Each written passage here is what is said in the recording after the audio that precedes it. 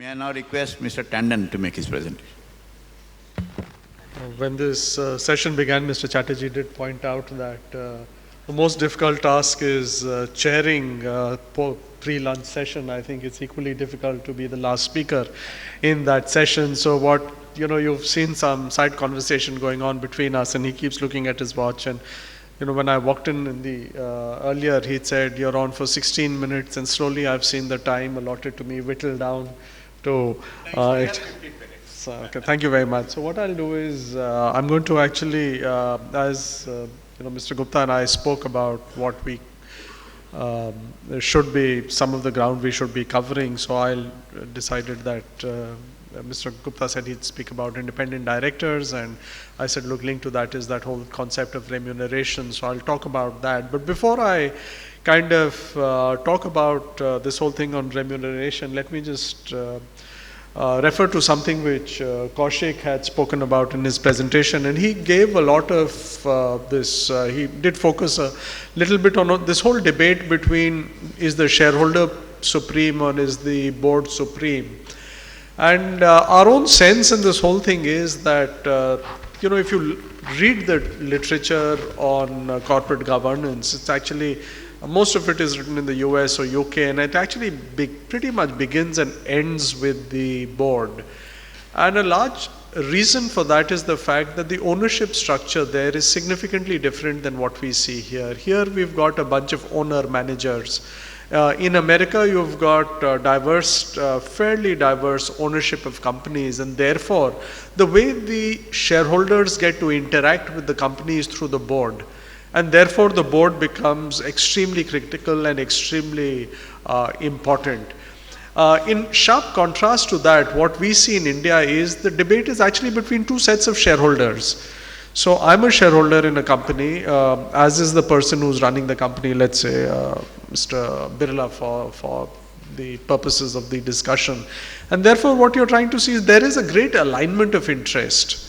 What would be good for Mr. Birla should be good for the other shareholders. But what happens from certain times is that you've got the controlling shareholder using his or her dominant shareholding to push through certain things which benefit them at the expense of minority investors. So therefore, the debate is a little bit different, and some of what you see, the changes you've seen in the Companies Act and what SEBI has been trying to do is to try and address this and say that, look, it's a debate between trying to levelize the field between someone who's got a control and a dominant shareholding versus someone who is a minority investor but has a vested interest in the welfare of the company. And in that sense, the independent directors, of course, do play an important role, because we believe that they can be the voice of reason. And again, what Kaushik had mentioned, the quote he gave on corporate governance from the Narayan Murthy committee, which said that, look, at the end of the day, you should see yourself as trustees, and you're looking at it from that perspective. And to that extent, while a lot of people, and we hear, when I speak to some of the FIIs, they do raise concerns about the ownership structure. And we are actually quite happy, because we said, look, unlike someone who has no interest in the long-term growth of the company and are interested on it on a quarter-to-quarter basis, the fact that you've got owner-managers running businesses means that they're thinking about it for the long term, and for a lot of them it's a generational view which they'll take about companies and businesses, and that is something good and something strong, something which is very good about the Indian market. So as while we do talk about a lot which is wrong, I think we need to keep in mind that the generational view which the owner managers bring to companies is something which is good. The fact that they do use their dominant shareholding to push through resolutions which benefits them at the expense of others is basically what we need to bring some amount of check to. I'll actually, rather than speak about generalities, I'll actually jump into some two specific aspects where we actually when we were looking at our, what we do is we provide voting recommendations to shareholders, how they should vote on shareholder resolutions. So one of the aspects we vote a lot against is an operational decision, which is the borrowings. And I thought I'll speak a little bit on that, but more importantly, the maximum number of phone calls we get from investors are on two issues. One is related party transactions, which has been touched upon, and the other is remuneration. So I thought, let me just pick up this whole topic of remuneration and talk about it. The current account season is still on, so we don't have data for 2015, but bear with me, we've got data from 2013 and 2014, but our sense is that a lot of this still holds.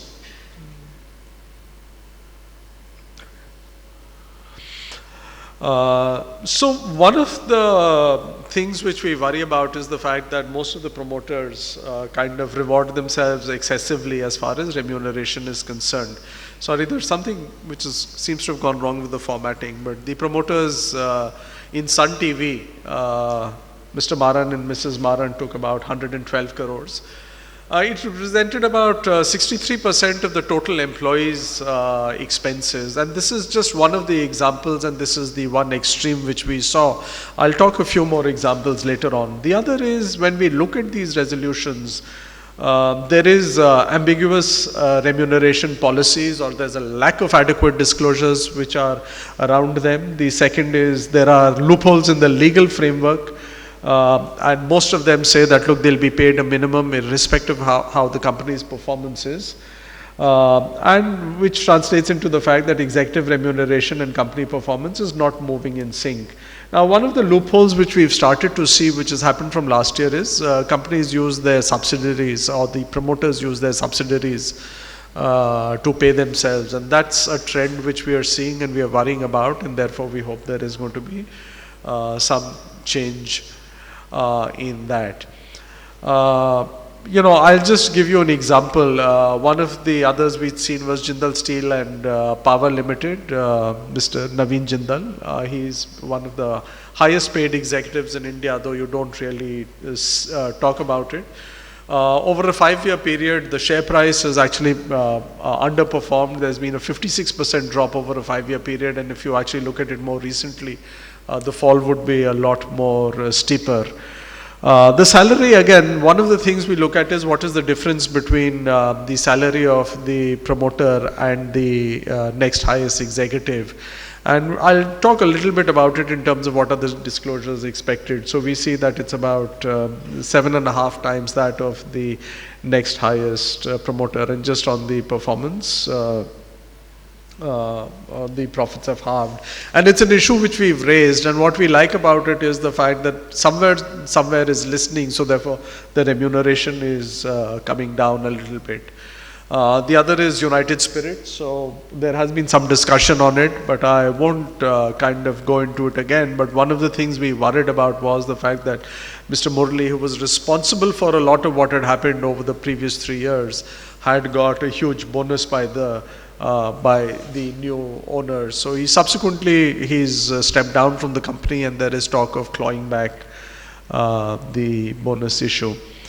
Usually people don't look at ESOPs, but it's one of the things we look at very closely. So while it's good that there is some kind of correlation between the performance and ESOPs, and I'll come to the other point which Kaushik raised in his presentation, but we did find that at certain times it could be fairly high. So paying someone about 76 crores as ESOPs in the FMCG sector was a little bit out of place. So just coming back to it, we just want to say on ESOPs, our view of course is, while we recognize what the regulations say, our view is that it is a good idea to be giving the non-executive directors some ESOPs because they have some skin in the game. Having said so, there are ways of kind of ensuring that it's a little bit more closely aligned to, they're not being short-term in their view. So what we do believe is that it should be held in trust, and it can be exercised only after a director has 6 months or a year after a director stepped off the board. But we do believe, and therefore we have been writing to the regulators on this aspect, and it should be reconsidered. But just coming back to why is it that the remuneration is too high? We looked at the remuneration of the chairman of DLF in September. So when the basic pay is fixed, it's something which is good. But when you say it's as per the board, as incurred, as per the board policy, etc., you really don't, as a shareholder, you really don't get enough of a sense in terms of what you're voting on. So therefore, when what we'd like to see is far greater clarity and some kind of color in terms of what is happening. Again, just to give you a sense, most shareholders, while they want to understand what's going on, their bigger concern is the fact that there's very little transparency in and around what the compensation will be. Once they see the number, they start to get comfortable with it. But therefore, the more clarity which is brought into it, the better off it is. We'd actually looked at about the Nifty 50 companies and rated their remuneration disclosures in terms of the disclosures.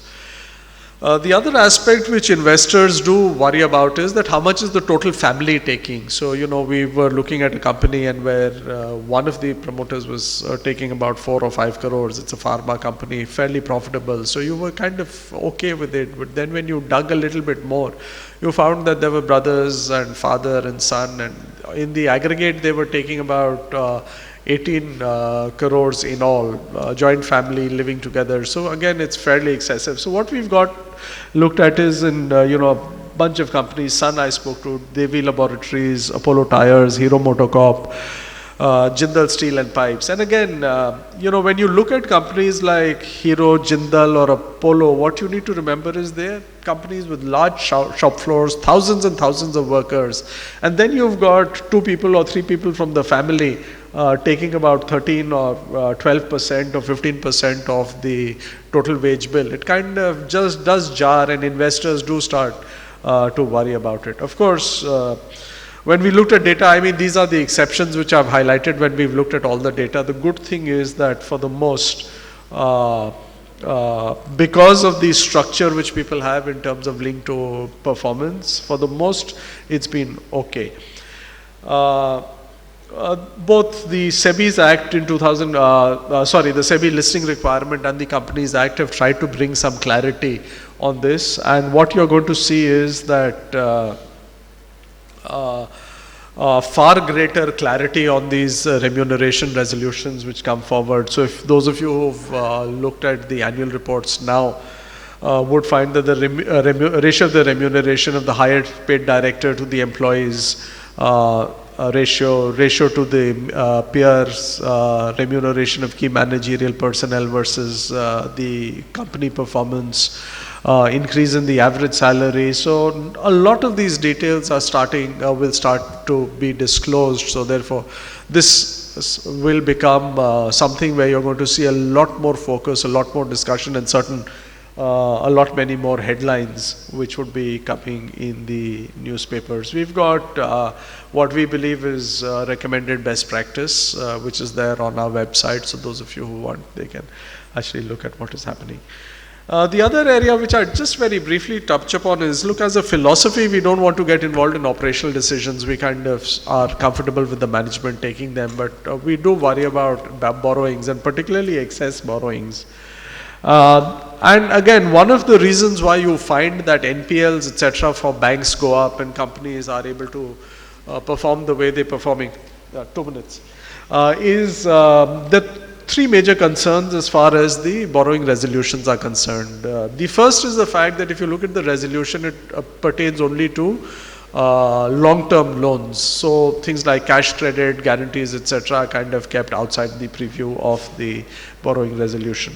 The second is the companies can borrow, the subsidiaries can borrow without you knowing the limits for the overall limit. So if you kind of look at it in the aggregate, where there's only a number of these small shell companies who've been borrowing, there's only one entity which is generating cash flow. So therefore it makes sense for you to kind of have better clarity and better sense in terms of what the subsidiaries are borrowing.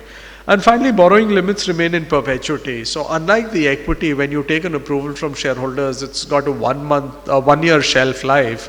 You could have taken an approval 4 years or 5 years back when the health of the company was completely different, and that would go through. So again, one of the things we've been asking the regulators to look at is whether there can be some change in this. These are a few examples. I've got a limited time, so I'll kind of so given what the three issues are which are a problem, you have fairly easy fix, and I do believe that, look, if that happens, we'll find much far greater discipline as far as companies are concerned. We'll start to see healthier balance sheets, we'll see less problems with the banks, and that would be good for the system as a whole. So I'm going to actually stop there and hand the microphone back to Mr. Chatterjee. Thank you very much, sir, and thank you all for listening to me so patiently. Thank you, Mr. Tandon.